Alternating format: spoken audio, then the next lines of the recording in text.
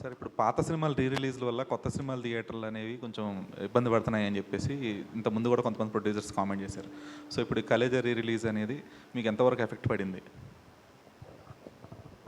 మీ question నాకు అర్థం కాలేదు, ఏంటంటారు? పాత సినిమాలు రీ రిలీజ్ అవుతున్నాయి కదా సార్ ఇప్పుడు కొన్ని.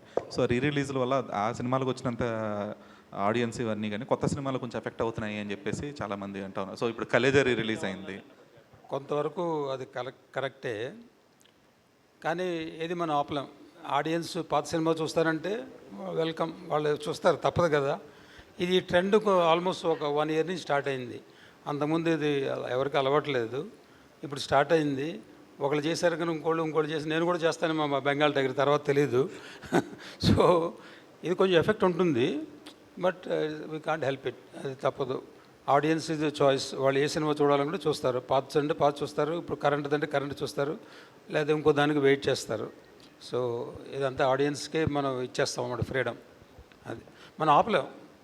అది అంటే దానికి ఒక కలెక్టివ్ డెసిషన్ లాగా we can do anything from the chamber కానీ లేదంటే ప్రొడ్యూసర్స్ అందరూ కానీ కలెక్టివ్ డెసిషన్ టైప్లో.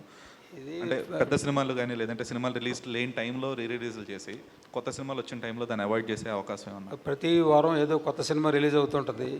పాత సినిమాలు 100 కొద్ది ఉన్నాయి. ఎలా చెప్పండి, ఎలా సార్ట్అవుట్ చేస్తారు? తప్పదు కదా. సో ఛాంబర్ దీంట్లో ఇన్వాల్వ్ అవ్వదు, ఎందుకంటే ఇది ఫ్రీడమ్. ఎవరి సినిమా వాళ్ళు రిలీజ్ చేసుకోవాలంటే ఎవరు ఆపలేరు. రిక్వెస్ట్ చేయొచ్చు, ఆ రిక్వెస్ట్ ఎంతవరకు వాళ్ళు అబ్లై చేస్తారనేది మనకు తెలియదు. సో ఇది కొంచెం కష్టమైన పనే. సో ఛాంబర్లో ఇంతవరకు డిస్కషన్ జరగలేదు. మేబీ మీ సజెషన్ వల్ల నెక్స్ట్ టైం ఛాంబర్లో మాట్లాడతాం, ఏమైనా చేయొచ్చేమో. అంటే ఫ్రైడే కాకుండా మండే రిలీజ్ చేయమని చెప్పొచ్చు. ఇప్పుడు కొత్త సినిమా ఫ్రైడే సాటర్డే సండే అయిన తర్వాత రిలీజు ఫ్రైడే కాకుండా మండే రిలీజ్ చేసుకోండి అని మనం రిక్వెస్ట్ చేస్తే అది ఇద్దరికీ బాగుంటుంది. ఇది నాకు తట్టిన ఐడియా, డిస్కస్ చేయాలి. బెల్లంకొండ సాయి శ్రీనివాస్ గారు.